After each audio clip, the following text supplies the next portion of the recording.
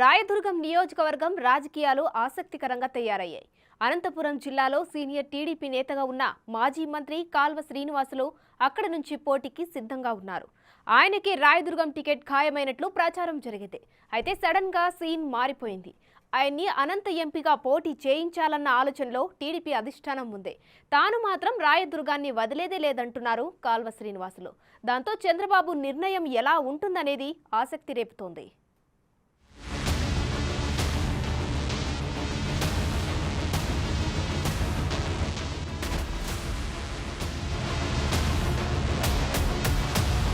ఉమ్మడి అనంతపురం జిల్లాలో టీడీపీ కాలువ శ్రీనివాసులు అత్యంత సీనియర్ నాయకుడు. జిల్లా నుంచి ఉన్న ఏకైక పొలిట్ బ్యూరో మెంబర్. కానీ ఇప్పుడు అలాంటి నాయకుడికి సీటు గురించి బెంగపడుతుందట. గత ఎన్నికల్లో పరాజయం పాలైన నాటి నుంచి రాయదుర్గంలో పార్టీని బలోపేతం చేసే పనిలో పడ్డ ఆయన అక్కడ తన టికెట్కు ఢోకా ఉండదనుకున్నారు. అయితే ఒక్క బిందు జాతర మొత్తం సీన్నే మార్చేసిందట.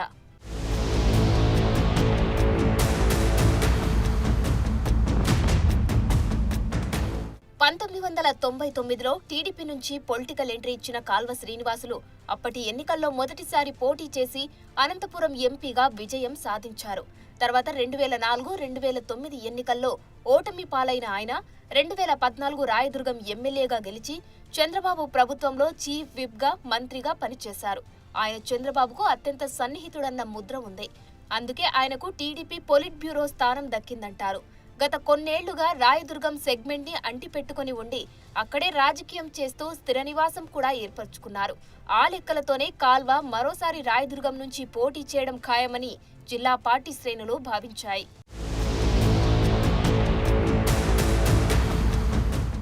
అలాంటి తరుణంలో వైసీపీలో అభ్యర్థుల మార్పులు చేర్పుల హడావిడి మొదలైంది.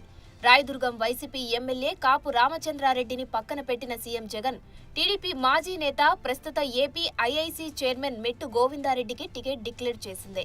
దీంతో బలమైన బీసీ సామాజిక వర్గానికి చెందిన కాపు రామచంద్రారెడ్డి వైసీపీకి రాజీనామా చేసి తాడేపల్లిలోనే జగన్ ప్యాలెస్ కి ఒక దండం పెట్టి మరీ బయటకు వచ్చేశారు. భార్యతో సహా ఇద్దరం ఇండిపెండెంట్లుగా పోటీ చేసి గెలిచి చూపిస్తామంటూ వైసీపీ అధినేతకు సవాల్ విసిరారు.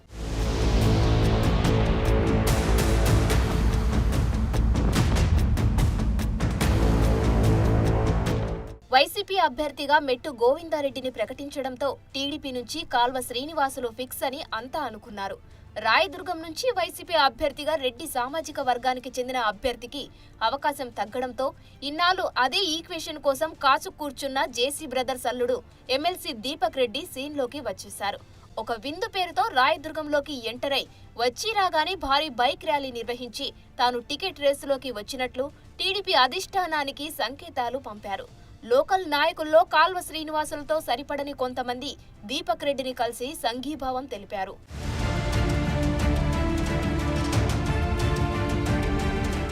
రాయదుర్గం నుంచి పోటీ చేయాలని ఎప్పటి నుంచో అనుకుంటున్న దీపక్ రెడ్డి ఇప్పుడు రెడ్డి ఈక్వేషన్ తో జేసీ ప్రభాకర్ రెడ్డి ద్వారా అధిష్టానాన్ని కలిసి టికెట్ ప్రయత్నాలు మరింత తీవ్రతరం చేశారు. అధిష్టానం కూడా కొంచెం సానుకూలత వ్యక్తం చేసిందంటున్నారు. ఆ క్రమంలో రాయదుర్గంలో దీపక్ రెడ్డి వర్గం యాక్టివ్ అయింది. వైసీపీ రెడ్డి సామాజిక వర్గ అభ్యర్థిని ప్రకటించడంతో టీడీపీ కూడా అదే ఫార్ములా ఫాలో అవ్వాలని చూస్తోందని ఇటీవల చంద్రబాబు అనంత జిల్లా పర్యటనలో కూడా ఇదే విషయాన్ని మాజీ మంత్రి కాల్వ శ్రీనివాసులకు చెప్పినట్టు ప్రచారం జరుగుతోంది. రాయదుర్గం టికెట్ తనదే అన్న ధీమాతో ఉన్న కాల్వను తిరిగి అనంతపురం ఎంపీ అభ్యర్థిగా పంపాలని టీడీపీ పెద్దలు ఆలోచిస్తున్నారట. ఆ లోక్సభ సెగ్మెంట్ లో కూడా ఎంపీ తలారి రంగయ్యను తప్పించి అక్కడ అభ్యర్థిగా కురువ సామాజిక వర్గానికి చెందిన మాజీ మంత్రి శంకర్ నారాయణను ప్రకటించింది వైసీపీ. దాంతో ఆయనకి దీటైన అభ్యర్థి కోసం టీడీపీ వెతుకుతుంటే మొదటి ఆప్షన్ గా మాజీ మంత్రి అనంత మాజీ ఎంపీ కాల్వ శ్రీనివాసులు పేరు ఫోకస్ అయిందంటున్నారు. దాంతో అధిష్టానం వెంటనే ఏమాత్రం ఆలస్యం చేయకుండా కాలువను పిలిపించుకొని మాట్లాడిందట.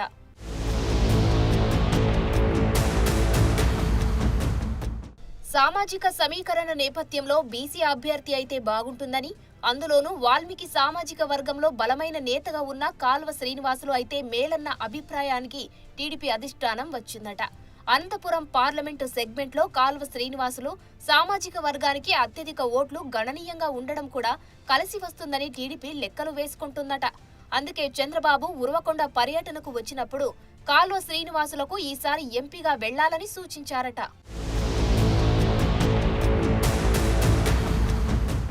మొదట్లో కాల్వ దానికి ససేమిరా అన్నప్పటికీ తర్వాత అధిష్టానం నిర్ణయాన్ని కాదనలేకపోతున్నారట. అయితే ఇప్పటికీ కాల్వ శ్రీనివాసులకి రాయదుర్గం టికెట్ మీద చాలా ఆశలే పెట్టుకున్నట్లు కనిపిస్తున్నాయి. టీడీపీ తప్పకుండా రాయదుర్గం అసెంబ్లీ స్థానాన్ని తనకే కేటాయిస్తుందంటూ కార్యకర్తలకు చెబుతున్నారట. మరోసారి రాయదుర్గం ఎమ్మెల్యేగా గెలిస్తే ఈసారి మంత్రి పదవి వస్తుందని బోలెడు ఆశలు పెట్టుకున్నారాయన. అందుకే రాయదుర్గాన్ని వదలను అంటున్నారని చెబుతున్నారు. ఇప్పటికే జిల్లాలో పలు నియోజకవర్గాల్లో టీడీపీ టికెట్ కోసం ఫైట్ తీవ్రంగా ఉంది. ఆ లిస్టులో తాజాగా రాయదుర్గం కూడా చేరడంతో టికెట్స్ పంపిణీ పూర్తయ్యేలోపు ఇంకెన్ని మార్పులు జరుగుతాయో చూడాలి.